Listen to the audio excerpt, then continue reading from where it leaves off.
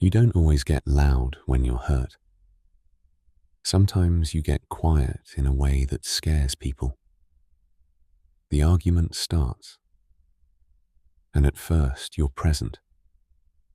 You hear the words. You try to respond. You might even be doing okay. Then something shifts, so fast you can't explain it. And it's like your mind pulls a curtain down. Your thoughts scatter. Your chest tightens. Your throat closes. Your face goes numb. Your eyes stop landing on theirs. Your body stays in the room, but you aren't fully there. You're not trying to be cold. You're not trying to punish. You're not plotting silence as a weapon. You're just gone. And the part that makes you feel ashamed is that you can see how it looks from the outside. It looks like you don't care. It looks like you're avoiding responsibility. It looks like you're refusing to communicate. It looks like you're shutting the door on someone who's begging to be met. But inside, it doesn't feel like power. It feels like drowning quietly. So here's the question that changes everything before you turn your shutdown into a personality flaw. What if you shut down during conflict? Not because you don't love them, and not because you're bad at communication, but because your nervous system is switching states, choosing protection over connection, and your body is doing exactly what it learned to do to survive intensity. If this is your pattern, you know the strange emotional whiplash it creates. After the conflict, when you're alone, the words come back. The sentences you needed arrive like late mail. You can finally articulate your truth, your feelings, your perspective. You can even see what you did wrong. You can see what they did wrong. You can see the repair that could have happened. But in the moment, you had nothing, or you had too much, all at once, and your system chose the only solution it trusted. Shut it down. So you start living in a cycle that feels humiliating. You freeze during the argument. Then you replay it for hours. Then you over-explain later.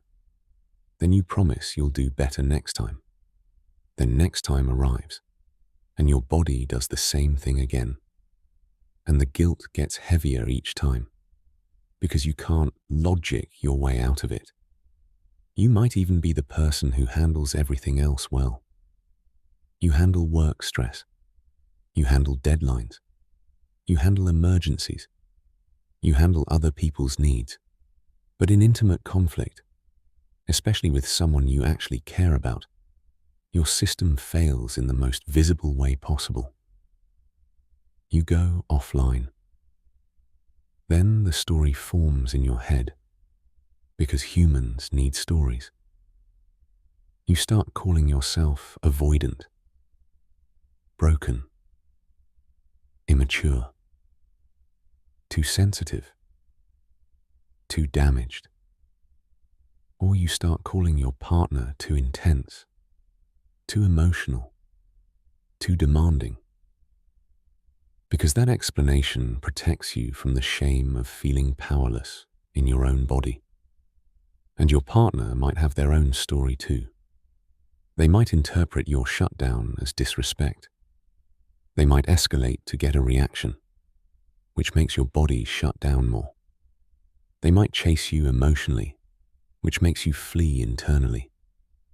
They might accuse you of not caring, which makes you feel even less safe, which makes your system lock tighter.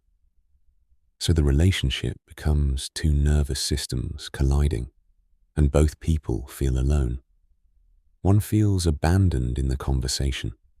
One feels trapped inside their own physiology, and neither one feels understood. This is why shutdown is so painful.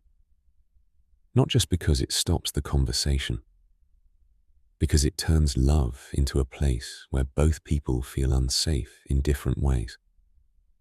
But what if the shutdown isn't the whole story? What if it's a symptom of something deeper and more accurate than you don't care? Because there's a truth most people were never taught. Connection is not only emotional, it's biological.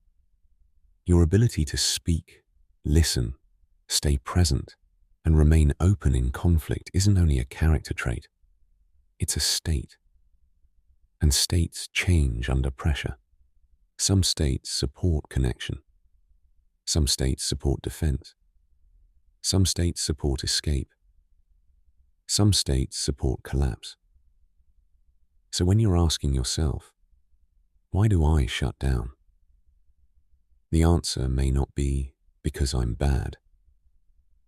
The answer may be because your body is reading this moment as threat, and threat changes your access to language, memory, empathy, and choice. That's why you can be brilliant in a calm conversation and blank in a heated one. That's why you can love someone and still feel your system go rigid when they're upset.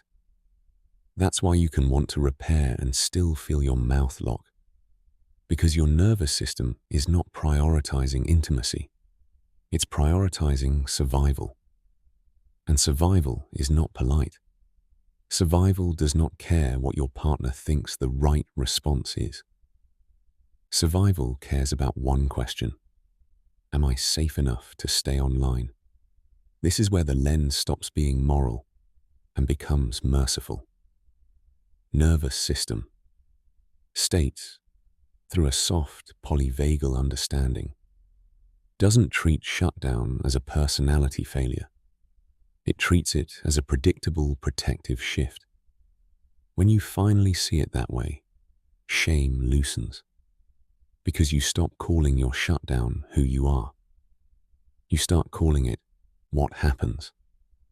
Nervous system states has modern language, but the truth it points to is older than modern therapy.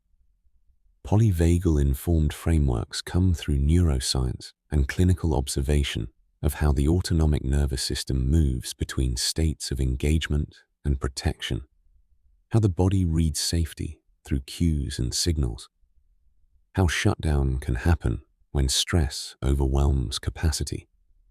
But long before anyone used that terminology, humans recognized the pattern. People change under threat. Their eyes shift. Their breath shifts. Their voice shifts. Some get louder. Some get faster. Some get icy. Some disappear. Ancient body wisdom across cultures understood fight, flight, freeze, and restoration as lived realities, even if they were described through ritual, story, and community rhythm rather than scientific terms. That history matters because it keeps this grounded.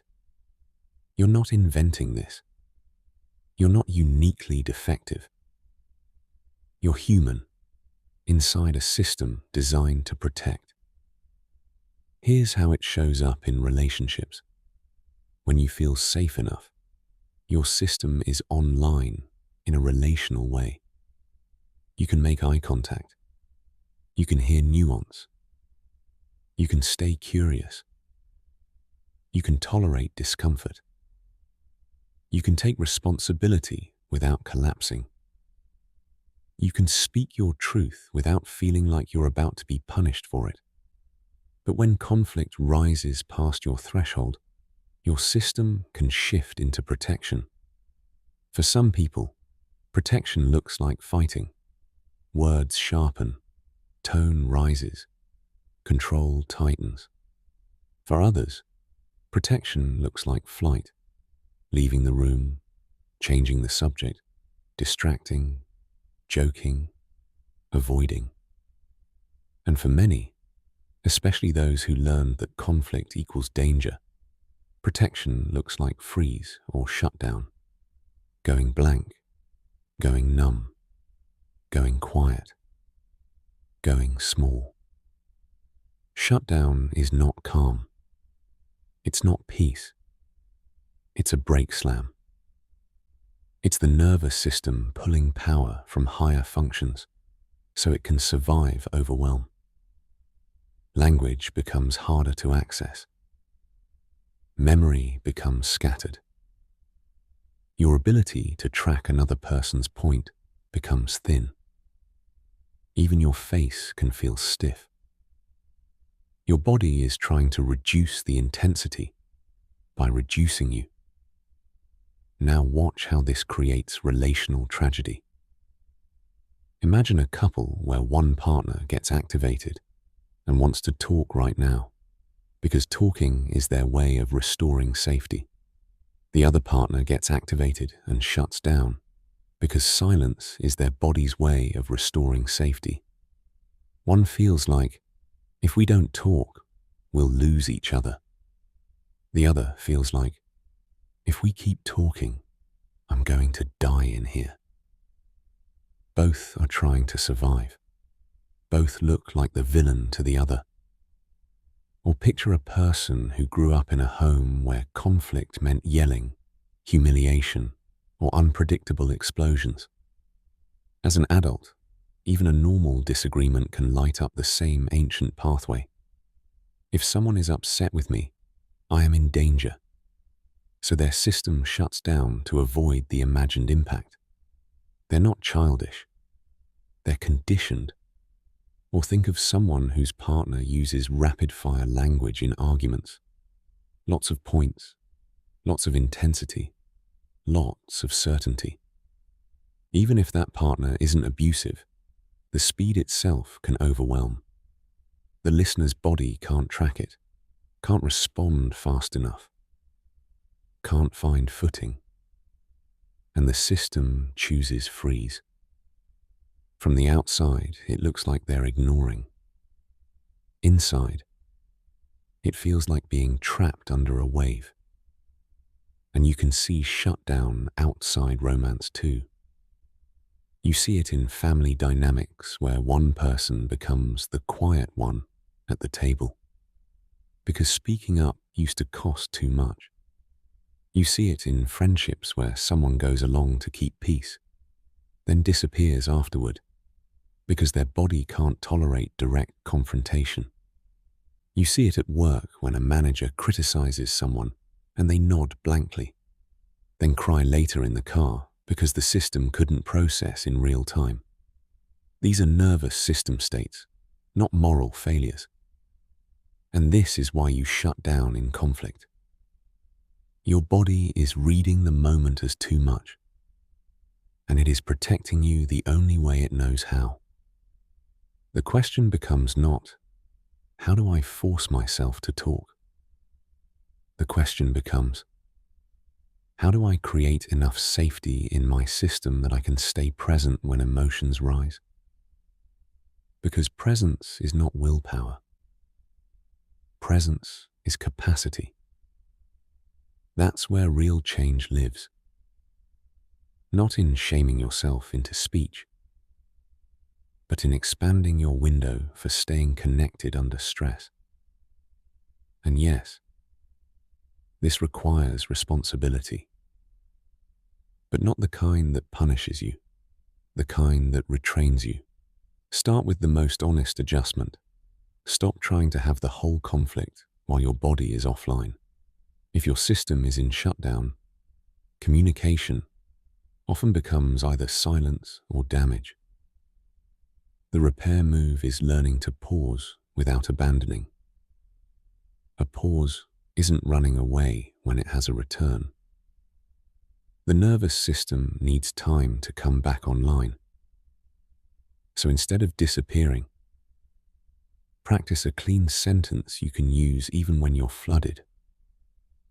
I'm shutting down. I want to stay connected.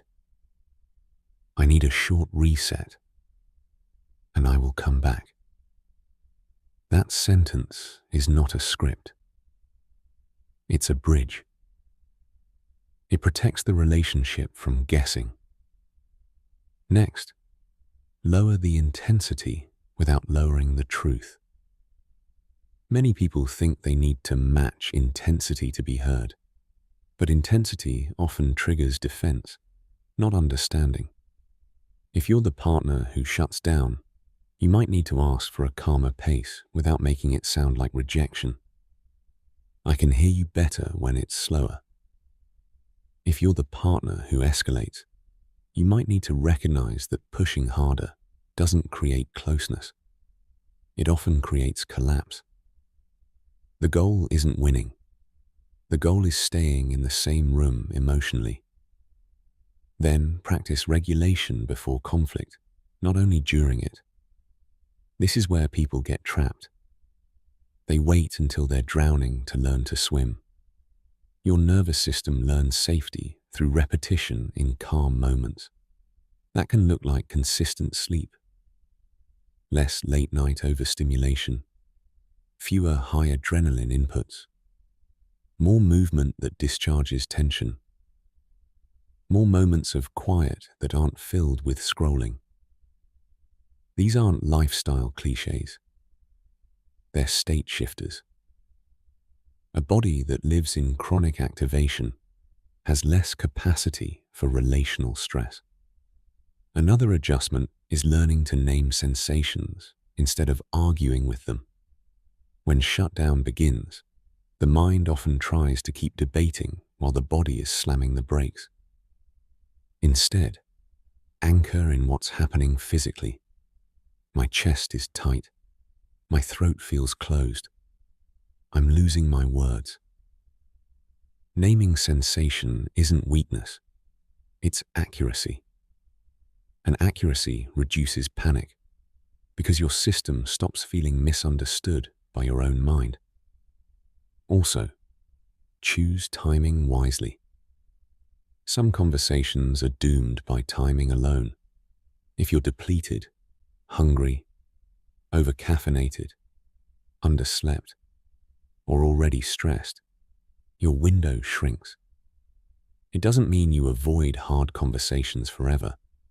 It means you stop insisting they happen at the worst possible time. Mature love respects capacity, and if shutdown has been your lifelong pattern, you may need to work with the deeper root. What did conflict cost you in the past?